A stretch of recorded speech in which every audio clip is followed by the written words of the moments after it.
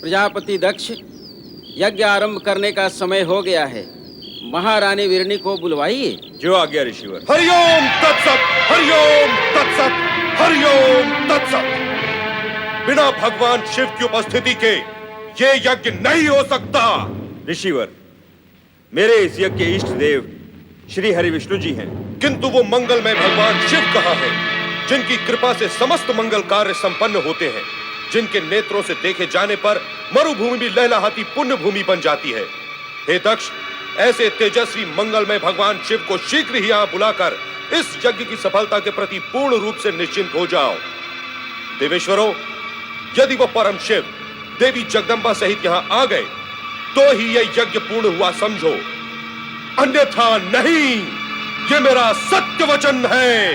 अपना सत्य वचन अपने पास ही रखो ददेच।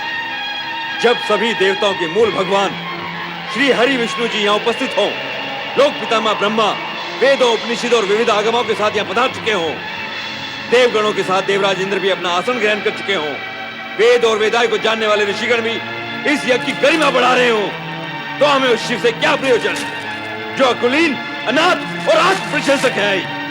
वो इस यज्ञ में बुलाए जाने के योग्य ही नहीं है। तुम जो चाहे तर्क देते रहो दक्ष, परंतु मैं तो मात्र एक ही बात कहूंगा कि बिना भगवान शिव की उपस्थिति के तुम्हारा ये यज्ञ अयज्ञ हो गया।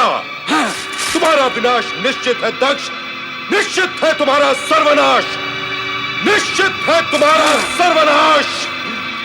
पराय परमात्मने स्वाहा।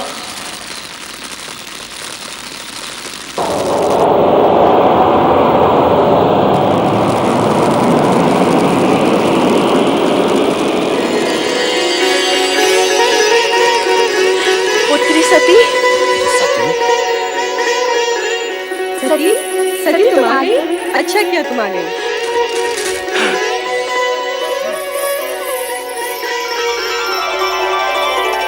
पुत्री सती, पुत्री सती, तुम आ गई। ये तुमने बहुत अच्छा किया। जब से तुम्हारी सब बहनें आई हैं, तब से मैं तुम्हारा ही स्मरण किए जा रही हूँ।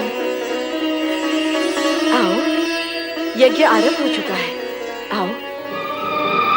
मैं यज्ञ में सम्मिलित होने नहीं, ये पूछने आई हूँ कि मेरे स्वामी शिव शंकर को इस आयोजन के निमित्त आमंत्रित क्यों नहीं किया गया? पुत्री,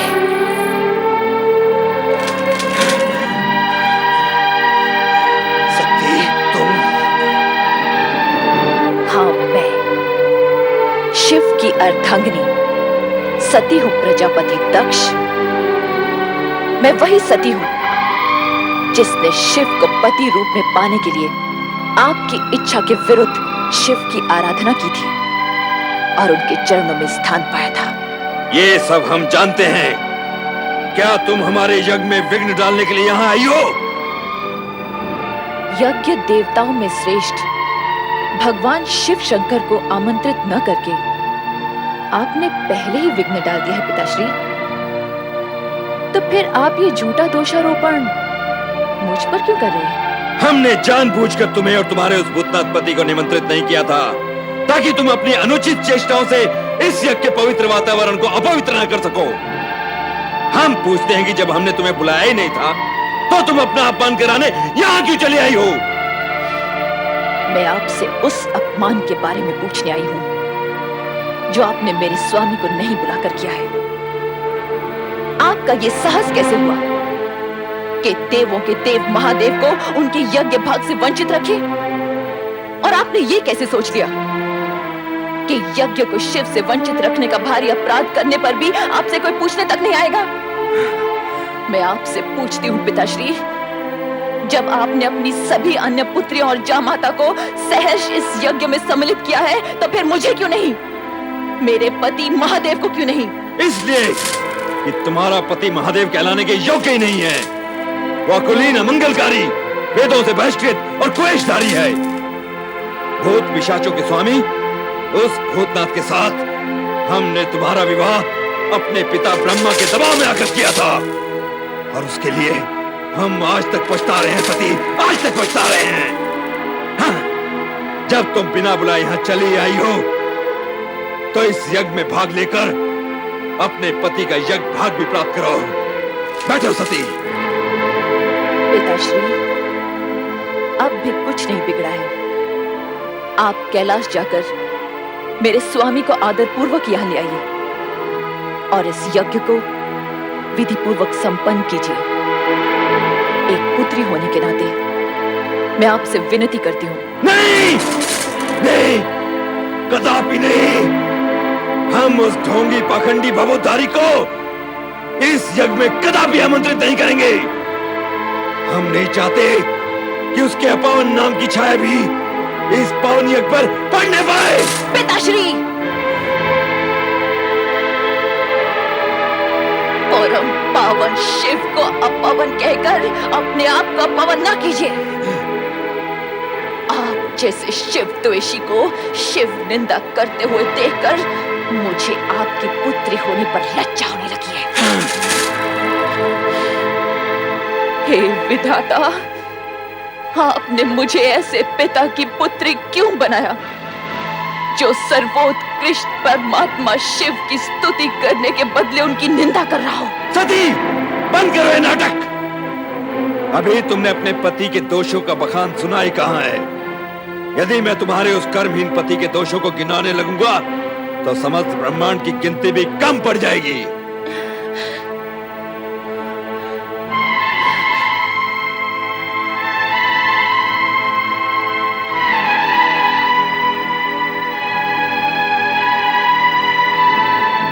सृष्टि के पालक श्री हरि विष्णु,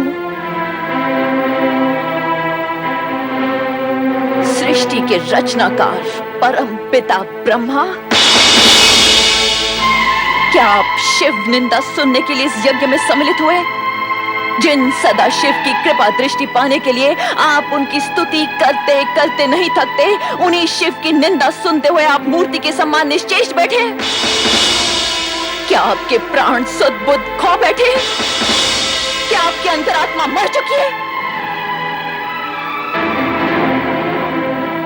महाराज दक्ष, शिव पत्नी सती इस यज्ञ के वातावरण को दूषित कर रही है। इसे रोकिए और यज्ञ से बहिष्कृत कीजिए।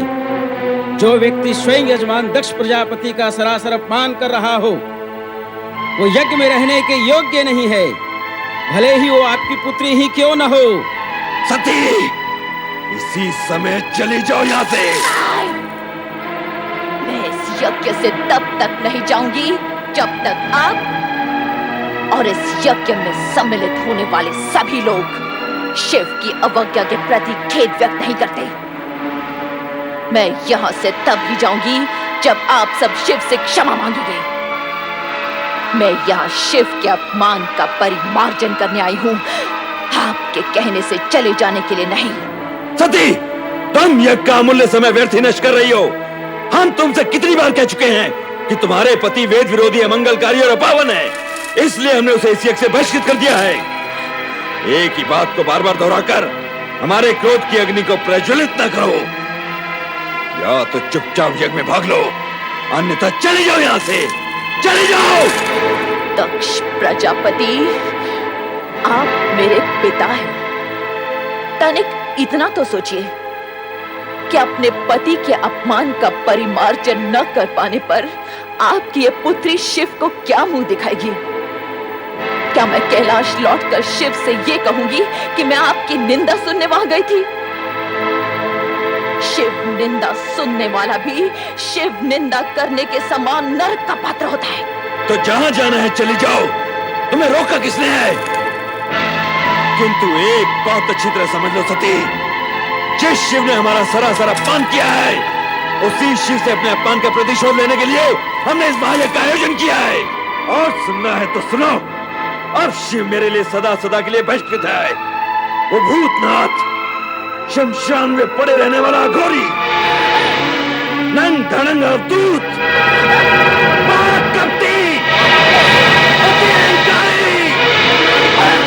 दक्ष प्रजापति, बस कीजिए। मैं पति निंदा नहीं सुन सकती, नहीं सुन सकती। मैं पति निंदा नहीं सुन सकती, मैं पति निंदा नहीं सुन सकती, नहीं सुन सकती, नहीं सुन सकती।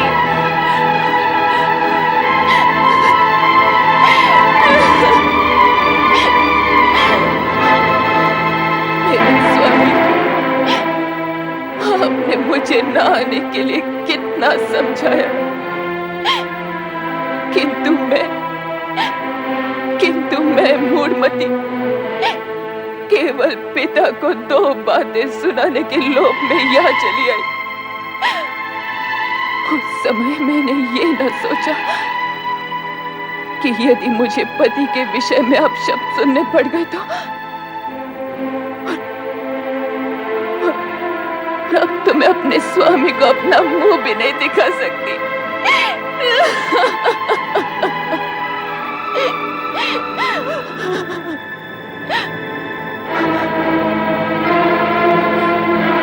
जिस स्थान पर मुझे अपने पति की इतनी निंदा सुननी पड़ी, वहीं के वहीं मैं अपने इस देह का त्याग कर दूंगी।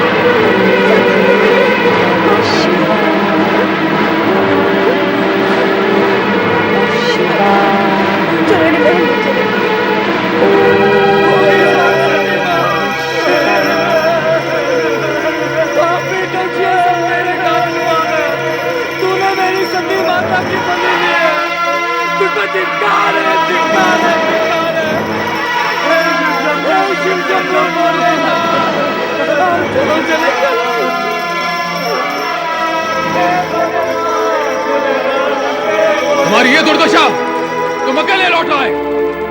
देवी सती कहाँ है? देवी सती कहाँ है? देवी सती कहाँ है? यज्ञ में दक्ष ने आपका अपमान किया, आपकी निंदा की। ये सुनकर माता सती ने ये कहा कि उनको जीवित रहने का कोई अधिकार नहीं, और ये कहा कि आपको अपना मुख दिखलाने का भी कोई अधिकार नहीं। और ये कहते कहते आत्मदाह कर लिया। नहीं, नहीं, नहीं!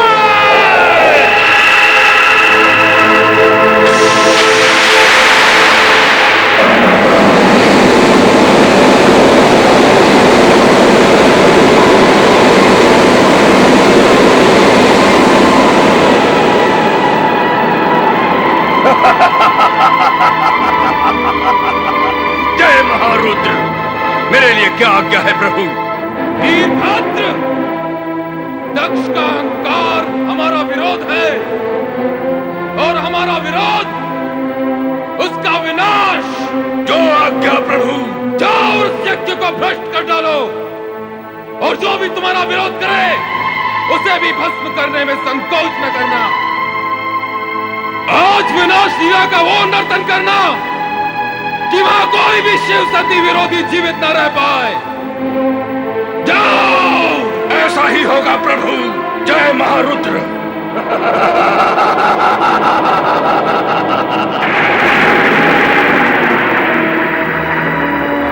रे दुराचारी दक्ष, तेरे इस यज्ञ का विनाश हो जाएगा। तुझ पर दुर्भाग्य और विपत्तियों का आक्रमण होगा, और उससे तेरी रक्षा करने का किसी ने प्रयत्न भी किया तो उसका अंत निश्चित है। कुछ ही समय में यहाँ विनाश का तांडव होने वाला है। विनाश का तांडव होने वाला है। विनाश का तांडव होने वाला है।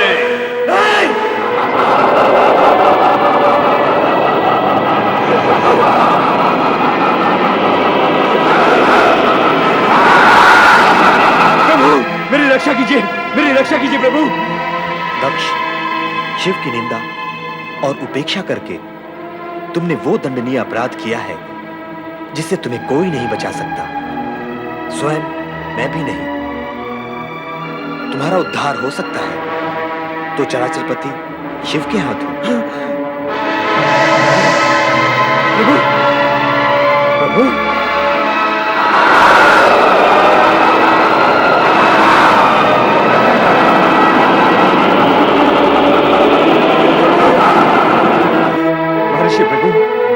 अब इस संकट से आप ही मुझे उबारिए।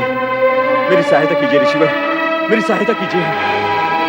अपहताः शूराः रक्षांसि वेदी सदा।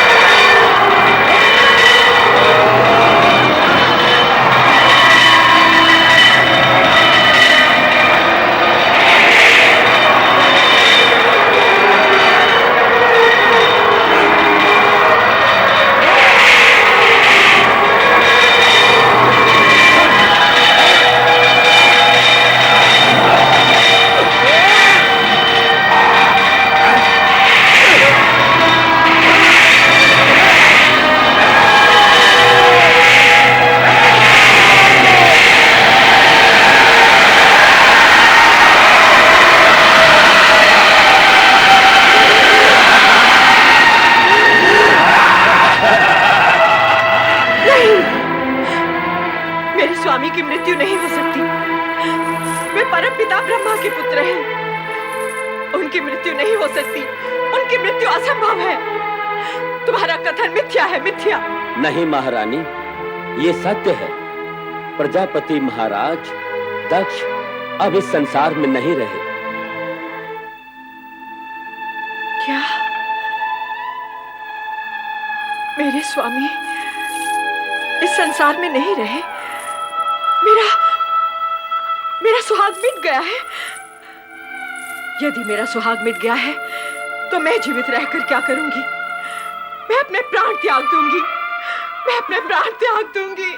नहीं माते, नहीं, धैर्य रखिए माते। इतना दुखी मत होइए माते। नहीं, मेरे स्वामी के बिना मेरा जीवन व्यर्थ है। मेरा जीवन व्यर्थ है। मैं जीना नहीं चाहती। मैं जीना नहीं चाहती। मैं नहीं रहना चाहती। शांत हो जाइए माते, शांत हो जाइए। दक्ष प्रजापति जीवित हैं। क्या? मस्तक विहीन होने के उपरांत भी उनका शरीर निस्तेज नहीं हुआ है। शिव इतने कठोर नहीं माते कि किसी के प्राण हर ले। उन्होंने तो पिताश्री को केवल उनकी करनी का दंड दिया है। अब आप ये शोक त्याग दीजिए और शिव जी से प्रार्थना कीजिए कि वो शीघ्र से शीघ्र पिताश्री को पुनर्जीवित कर दें। मैं शिव से प्रार्थना करूं अपने पति को जीवन दान देने के लिए? मैं तो, क्या वो मेरी प्रार्थना सुनेंगे? हाँ माते, शिव शंकर दयालु हैं। वे अपने भक्तों की प्रार्थना अवश्य सुनेंगे। शिव ने ही तो हमारे पति को मृत्यु के मुख से बचाया था। क्या आपको ज्ञात नहीं माते? हाँ, तुम्हारे पति चंद्रदेव तो शिव के भूषण हैं, शिव के परम प्रिय हैं। इसीलिए शिव ने उन्हें जीवन दान दिया। परंतु मेरे पति तो शिव के द्रोही थे। मेरे पति के समान शत्रुता तो संसार के किसी प्राणी ने शिव के साथ न की होगी। ऐसे शिवद्रोही को भला शिव कैसे क्षमा कर सकते हैं? मैं किस मुंह से शिव से अपने पति के अपराधों की क्षमा मांग लूं रोहिणी? कैसे? हर हर महादेव। भावज्वीरणी, महादेव तो करुणा के सागर हैं। उनकी जो सच्चे मन से प्रार्थना करता है उसे सब इच्छित मिल जाता है।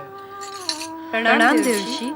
प्रणाम देवर्षि। देवर जी, उस दिन आपने कहा था आप कभी इस महल में चरण नहीं रखेंगे, किंतु आज आप मुझे सांत्वना देने यहाँ आए हैं अपना प्रण तोड़कर। नारायण नारायण। नारद अपना कर्तव्य कभी नहीं भूलता भावज्वीरणी, चाहे फिर उसके लिए उसे अपना प्राण ही क्यों न तोड़ना पड़े। विश्वास रखो भावज, आपका सुहाग अखंड है और अखंड ही रहेगा। भ्राता दक्ष का धड़ यद्यपि निश्चेष्ट होकर यज्ञ भूमि में पड़ा है, फिर भी उसमें प्राण शेष है। और जैसे ही शिव जी की कृपा होगी, भ्राता दक्ष पुनर्जीवित होकर उठ बैठेंगे।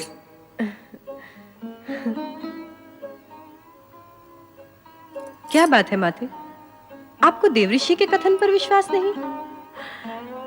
देवऋषि के कथन पर कैसे अविश्वास कर सकती हूँ?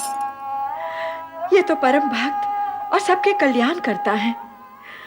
परंतु जब अजर अमर परमात्मा सदाशिव से मैं अपने पति का जीवन दान मांगूंगी, तब यदि उन्होंने मेरी प्रिय पुत्री सती के आत्मदाह की बात छेड़ी, तो मैं क्या उत्तर दूंगी? क्या उत्तर दूंगी मैं? नारायण नारायण।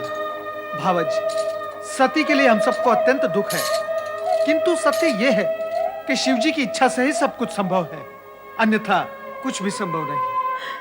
यह शिव की कैसी विचित्र इच्छा है, बताइए ना देवर्षि। जो संसार के सभी प्राणियों के मन से मृत्यु का भय दूर कर सकते हैं, जो मृत्यु मुख में पहुंचे हैं उन्हें पुनर्जीवित कर सकते हैं। उन्होंने मेरी बेटी सती को क्यों नहीं बचाया? क्यों अपनी ही अर्धांगिनी को योगाग्नि में जल जाने के लिए विवश किया? मेरे इन प्रश्नों का उत्तर दीजिए देवर्षि। नारायण नारायण। आप शिव लीला से अपरिचित हैं भावज, इसलिए ऐसी बातें कर रही हैं। सती तो शक्ति का अवतार थी, मृत्यु तो उसे छू भी नहीं सकती थी। तो फिर सती ने अपने प्राणों का त्याग क्यों कर दिया? सामान्य नारी के समान अपनी देह का अंत क्यों कर दिया? रोहिणी, माता शक्ति ने सती के रूप में नारी अवतार धारण किया, नारियों का आदर्श बनने के लिए। सती ने ऐसी नारी का आदर्श प्रस्तुत किया जो अपने पति के प्रति होने वाले किसी भी अन्याय को सहन नहीं कर पाती थी। सती का नाम ही आदर्श पतिव्रता नारी के रूप में हमारी संस्कृति के इतिहास में अमर हो जाएगा। तात, मेरी सती भी शिव की कृपा से पुनर्जीवित हो सकती है? नहीं, सती ने यह आदर्श सामान्य नारी के लिए प्रस्तुत किया है, जो जन्म लेकर अपने पति के लिए प्राण त्याग करती है। अब सती अपने पहले वाले रूप में आपको नहीं प्राप्त होगी। वे अब शक्ति के रूप में अजर अमर है। वे न जन्म लेती है न मृत्यु को प्राप्त होती है। वे शिव के समान शाश्वत हैं। वे शक्ति के रूप में जगत के कण कण में निवास करती हैं। माते, अब आप सती का शोक त्याग दीजिए। वो अब हमें सती रूप में नहीं, शक्ति रूप में दर्शन देंगी। क्यों देवऋषि? हाँ रोहिणी, ये सब शिव लीलाएं हैं जो हमें दिखाई दे रही हैं। शिव लीलाओं का रहस्य आज तक कोई समझ नहीं पाया, और जब तक शिव जी की इच्छा है तब तक ऐसी विचित्र लीलाएं करके वे संसार वासियों को चकित करते रहेंगे। भावजवीरणी, मेरी ये इच्छा है कि कैलाश जाकर आप भी ये शिव लीलाएं देखें और देवादिदेव महादेव के चरणों में अपना शीश नमाकर प्रार्थना करें। तब देखना शिव जी की दया का चमत्कार। भ्राता दक्ष अवश्य जीवित होंगे। हाँ, अवश्य जीवित होंगे।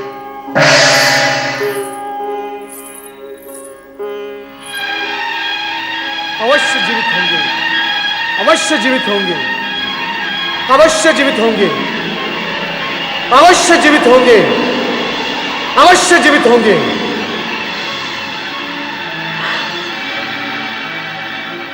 मैं भोलेनाथ की शरण में कैलाश जाऊंगी। जय महारुद्र। है महाबलयंकर, आपकी आज्ञा के अनुसार दुष्ट दक्ष का अंत कर दिया और उसके सर को काटकर यज्ञ कुंड में स्वाहा कर दिया। वीरभद्र, तुम मेरी आज्ञा का पालन कर धन्यवाद के पात्र हो गए हो। सभी गणों में सर्वश्रेष्ठ हो, यशस्वी भवा। जय महारुद्र।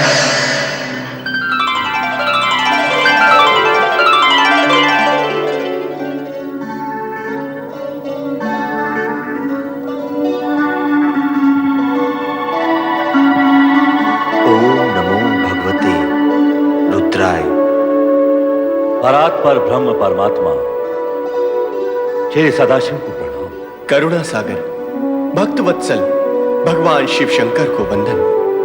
हे चराचरपति सम्राट शिव शंकर, कृपा सागर,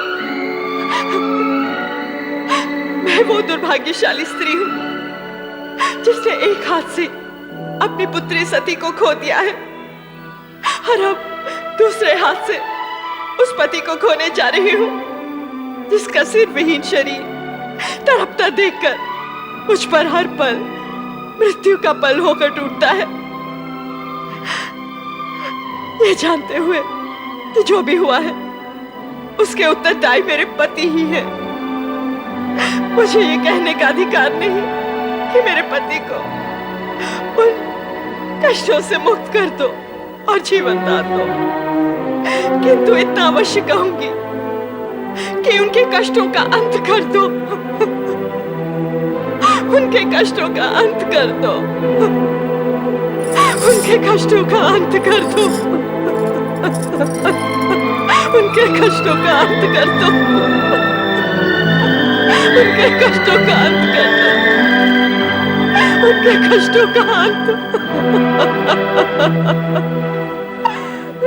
हे सदाशिव, कष्ट का अंत आप कैसे करेंगे ये तो आप ही को ज्ञात होगा, किंतु मैं आपसे ये प्रार्थना अवश्य करूंगा कि दक्ष को जीवन दान मिले और अपूर्ण यज्ञ संपूर्ण हो सके।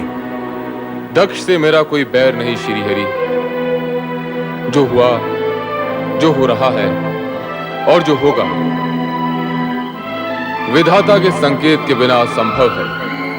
अस्तु, आप सबकी इच्छा का सम्मान करते हुए मैं दक्ष को अवश्य जीवन दान दूंगा, अवश्य।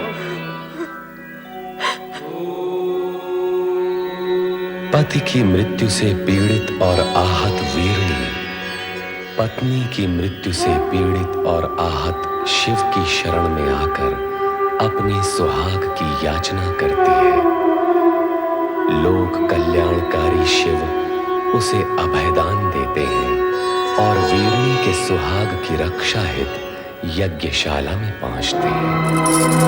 स्वामी, स्वामी, स्वामी, स्वामी कहाँ तुम? स्वामी,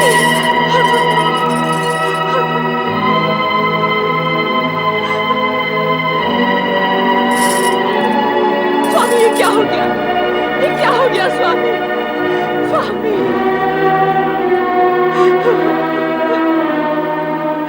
प्रभु कृपा कीजिए, कृपा कीजिए भोलेनाथ, कृपा कीजिए।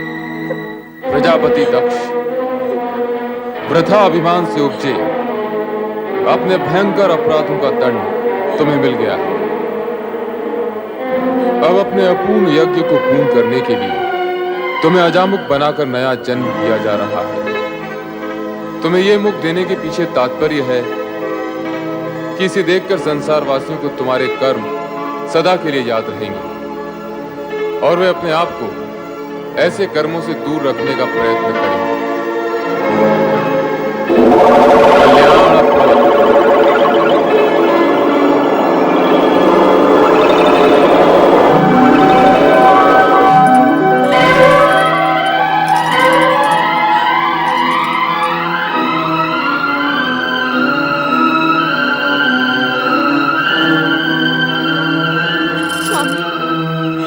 स्वामी आपको जीवन दान मिल गया, मेरा जीवन धन्य हो गया। हे देवाधिदेव, हे महादेव, हे भोलेनाथ, आपने मुझ जैसे नराधम को जीवन दान क्यों दे दिया? क्यों जीवन दान दे दिया प्रभु? ये अहंकार का मारा दक्ष तो हत्यारा है प्रभु, हत्यारा। अपनी पुत्री का और इन सब का जो यहाँ यज्ञ पर लेने आए थे। हे प्रभु, इस दुष्ट नीच खल दक्ष को आपने पुनर्जीवन दे दिया, आपने पुनर्जीवन दे दिया प्रभु। इस उपकार के लिए मैं सदा सदा के लिए आपका आभारी रहूंगा, आपका कृतज्ञ रहूंगा प्रभु। दक्ष प्रजापति, मैंने तुम्हें यज्ञ का संपूर्ण फल दिया, अब आप यज्ञ पूर्ण कीजिए।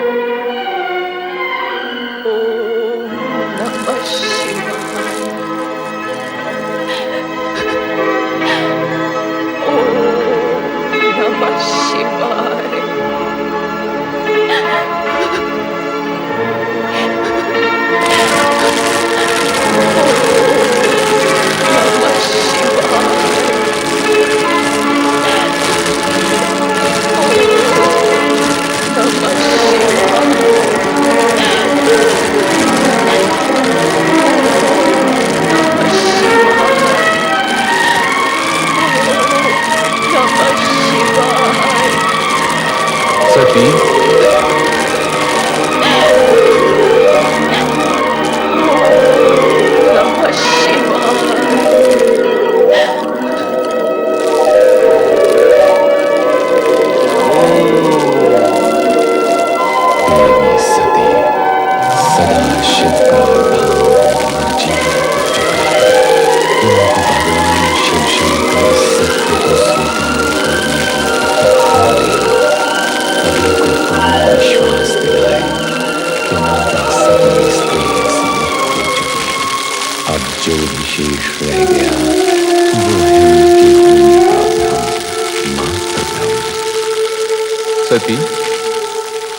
सती, सती, सती, मैं तुम्हें इतनी देर से पुकार रहा हूं, फिर भी तुम मौन क्यों हो? मेरी पुकार को नकार क्यों रही हो प्रिय? तुम्हें तो तुम्हारा ये पति अत्यधिक प्रिय है ना? तुम्हारा आराध्य इष्ट सभी कुछ है ना? मेरे नेत्र के इंगत मात्र से तुम मेरे हृदय की भाषा समझ लेती हो, किंतु आज ऐसे मीठे स्वप्नों में खोई हुई हो कि मेरा आर्तनाद भी तुम्हें सुनाई नहीं दे रहा है। हंस रही हो तुम? इतनी महान भूल करने के बाद भी हंस रही हो?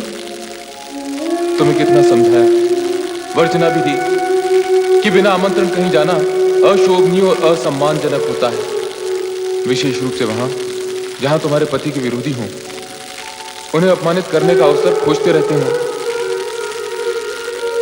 किंतु तुम्हारा क्रियाहट मेरी बात पर भारी पड़ गया। तुम दक्ष यज्ञ में चली गई और स्वामी, आश्चर्यचकित न होइए स्वामी। मैं सती पुनः वही पहुंच चुकी हूं जो मेरा स्थायी आसन है, आपका हृदय। हाँ स्वामी, मैं आपको वहीं से पुकार रही हूं। पुकार रही हूं, किंतु अपने नेत्र क्यों नहीं खोलती प्रिय? तुम्हारे कमल समान ये नेत्र, जिनमें न जाने कितनी बार मैंने स्वयं को देखा है। सती, चेतन हो जाओ, अपने पूर्ण रूप में मेरे सामने आओ प्रिय। स्वामी, आप अपना ही वचन स्मरण कीजिए और मन की आंखें खोल कर देखिए। हम दोनों शिव शक्ति भिन्न नहीं है, एक ही परम तत्व साक्षात परब्रह्म है, जिसका ब्रह्मांड साक्षी है।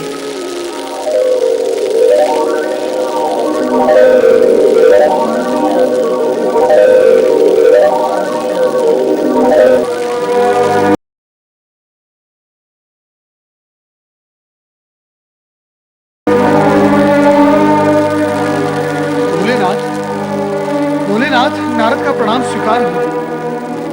मंगल हो। प्रभु, आप कहाँ जा रहे हैं? देवी सती हमसे रुष्ट हो गई है। भोलेनाथ, आप ये कैसी बातें कर रहे हैं? क्यों? क्या सदा पत्नी को ही पति का साथ देना चाहिए, पति को नहीं? हम अपनी रुष्ट प्रिया का साथ कभी नहीं छोड़ेंगे। भोलेनाथ, क्या इतने पर भी आपको वास्तविकता समझ में नहीं आई? तुम हमारा समय नष्ट कर रहे हो नारद। तुम्हारी बातें सुनकर सती और अधिक रुष्ट हो जाएगी। रुष्ट? हे त्रिकालदर्शी, बिना प्राण की देह कहीं रुष्ट होती है भला? नारद! भोलेनाथ, मुझ पर क्रोधित होने से सत्य झुटलाया नहीं जा सकता। और सत्य यह है कि आप जिसे प्रिया का रूठना समझ रहे हैं, वो आपका मात्र भ्रम है। भ्रम। प्रभु देह बोलती नहीं, भ्रम बोलता है। तुम ये कहना चाहते हो कि सती, हमारी सती मात्र देह है? मात्र देह? खेद की बात यही है प्रभु कि आप जिसे देवी सती समझ रहे हैं, वो मात्र निर्जीव देह है। नारद, मैं तुम्हें भस्म कर दूंगा। सती शक्ति है, शक्ति अमर है, शक्ति जगत माता है, और तुम जगत माता को निर्जीव और देह कहकर अपमानित कर रहे हो। प्रभु, आज आप ये क्या कह रहे हैं? आप सामान्य मनुष्य की भांति भावुकता में डूबे जा रहे हैं। एक शब्द नहीं, आगे एक भी शब्द नहीं। यदि अब तूने कुछ भी अनर्गल कहा तो तू मेरे क्रोध से बच नहीं पाएगा। दूर हो जा, दूर हो जा मेरी दृष्टि से, दूर हो जा।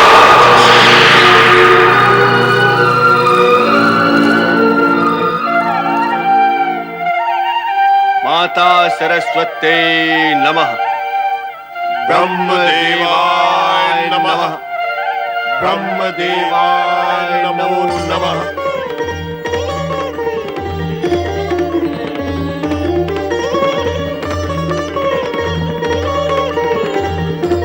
देवराज इंद्र एवं समस्त देवताओं का ब्रह्मलोक में स्वागत है। कहिए, कैसे आना हुआ? परमपिता, देवी सती के आत्मदाह के पश्चात श्री शिव शंकर उनका शव लेकर विक्षिप्त से यहाँ वहां विचरण कर रहे हैं। उनका क्रोध में रूप देखकर ऐसा लगता है कि कहीं उनका ये भाव इस सृष्टि का संहारक न बन जाए। और कहीं ऐसा हुआ तो आपकी रचना देखते ही देखते अस्तित्वहीन हो जाएगी। रक्षा कीजिए, सृष्टि की रक्षा कीजिए परमपिता, अन्यथा सृष्टि को नष्ट होने में कुछ क्षण शेष रह गए हैं। ये तुम क्या कह रहे हो नारद? हाँ परमपिता, मैं स्वयं देख कर आ रहा हूँ भगवान शिव का वो अकल्पनीय विनाशकारी रूप। विनाशकारी रूप? विनाशकारी रूप? शिव अर्थात मंगल, कल्याणकारी रूप विनाशकारी? मेरा तात्पर्य है ये जो उनकी विक्षिप्ता अवस्था है वो ही विनाश लीला का कारण बनेगी। वो तो मानते ही नहीं कि माता सती आत्मदाह करके निर्जीव हो गई है। तुमने उन्हें समझाने की चेष्टा नहीं की? परमपिता की, परंतु उसकी प्रतिक्रिया स्वरूप उन्होंने मुझसे यह कहा कि तुम माता सती को निर्जीव कह रहे हो, मैं तुम्हें भस्म कर दूंगा। और बस मैं भयभीत होकर यहाँ चला आया। परमपिता, ये सब सुनकर तो ऐसा लगता है कि अब शिव का तीसरा नेत्र खुलने में अधिक विलंब नहीं है। और यदि ऐसा हो गया तो इस सृष्टि के भस्म होने में एक क्षण भी नहीं लगेगा परमपिता, एक क्षण भी नहीं लगेगा। अब आप ही कोई उपाय कीजिए और उन्हें शांत कीजिए। शांत कीजिए प्रभु, शांत कीजिए, शांत कीजिए प्रभु, शांत कीजिए। शांत देवगणों, शांत। इसका उपाय हमें श्री हरि विष्णु ही बताएंगे। चलिए वैकुंठ धाम। ये नहीं हो सकता महाप्रभु कि आप भगवान शिव शंकर को इस मुंह से मुक्त न कर सके, किंतु आप तो। जो शिव स्वयं जगत के अधिपति और ज्ञान विज्ञान के अधिष्ठाता है, उन्हें कोई क्या समझाएगा? देवी देवता ही क्यों न हो, स्त्री पुरुष रूप पाकर और पाणी ग्रहण करने के बाद पति पत्नी बन जाने के उपरांत बिछोह इतनी सरलता से स्वीकार भी नहीं किया जा सकता। शिव को वास्तव में यह लग रहा होगा जैसे वो अपने अर्धांग से विलग हो गए हैं। ये दुख असहनीय कमले। जगदीश्वर श्री हरि विष्णु की जय। महादेवी माता लक्ष्मी की जय। मंगल भवा। ब्रह्मदेव, आप सभी देवता चिंतित दिखाई दे रहे हैं। आपको तो भली भांति ज्ञात है कि चिंता का विषय क्या है। हाँ, तो क्या सोचा आपने? सोचा तो कुछ भी नहीं, किंतु चिंतित हूं। ब्रह्मा, विष्णु और महेश तीनों एक दूसरे के पूरक हैं, तीनों एक दूसरे से जुड़े हुए हैं। तो सती मोह भंग कराने हेतु क्यों न हम शिव की आराधना करें? किंतु इससे क्या होगा प्रभु? शिव की विरह जनित उन्माद अग्नि को क्या आराधना का जल शांत कर पाएगा? आप ही कोई उपाय बताइए ब्रह्मा जी।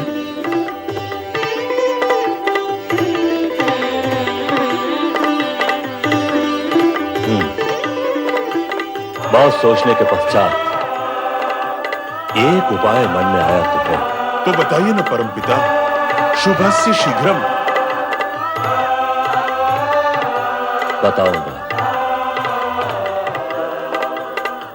किंतु उसे कार्यान्वित श्री हरि विष्णु को करना होगा। आप कहिए तो सही। अपने सुदर्शन चक्र से सती का शव विच्छेद करना। क्या? हाँ, शिव का सती मोह भंग कराने हेतु क्या आवश्यक है?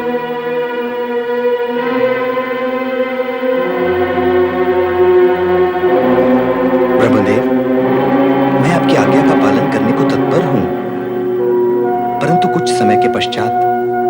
जैसी आपकी इच्छा, किंतु ध्यान रहे कि समय की अवधि इतनी अधिक न हो जाए कि अनर्थ का रूप ले ले।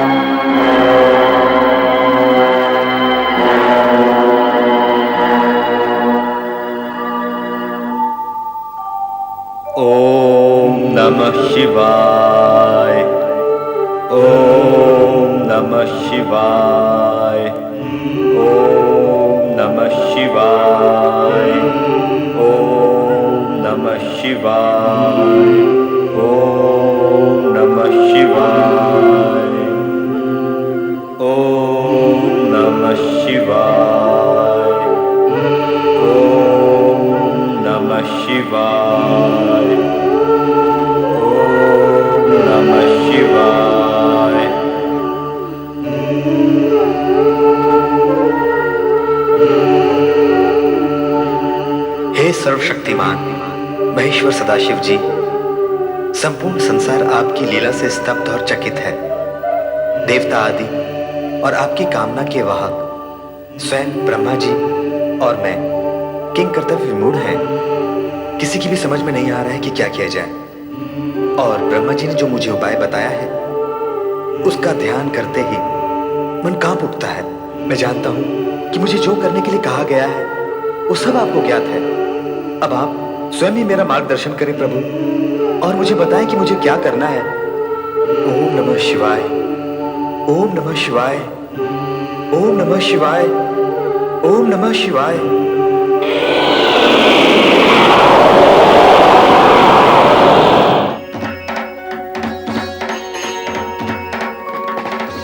श्री हरि विष्णु,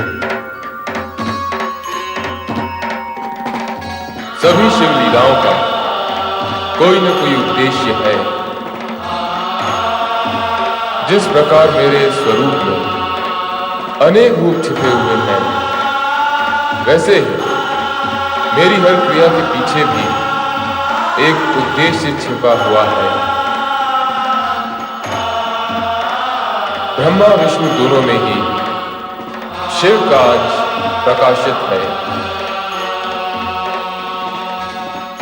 अतः विश्व कल्याण के लिए तुम जो कुछ भी करोगे वो मुझे स्वीकार होगा।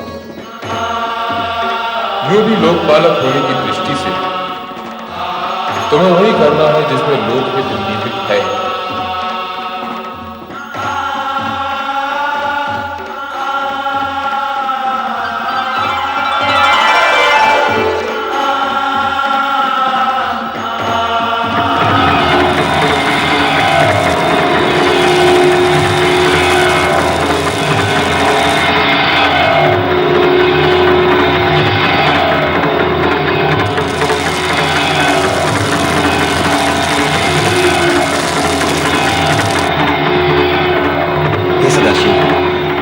आपसे अनुमति तो ले ही ली है, परंतु एक निवेदन भी करता हूं कि इस सुदर्शन चक्र से देवी सती का शव विच्छेद मात्र सृष्टि समृष्टि की रक्षा करने हेतु ही कर रहा हूं। और समृष्टि की रक्षा दूसरे शब्दों में आपकी लीला को नया मोड़ देने का बहाना भी बनेगी। मुझे अनुमति दे प्रभु।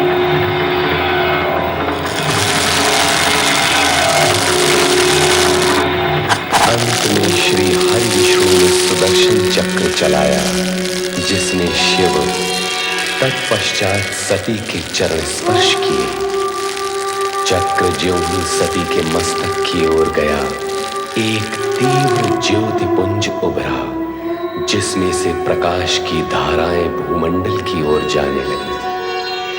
ये ही ज्योति पुंज कालांतर में शक्तिपीठ कहलाए और इस प्रकार आर्यावृत में 51 शक्तिपीठों की स्थापना हुई। माता शक्ति, जो भगवान शिव की पूरक है, ज्योति रूप में इन शक्तिपीठों में विद्यमान है। शिवजी ही सभी देवी देवताओं के आराध्य हैं।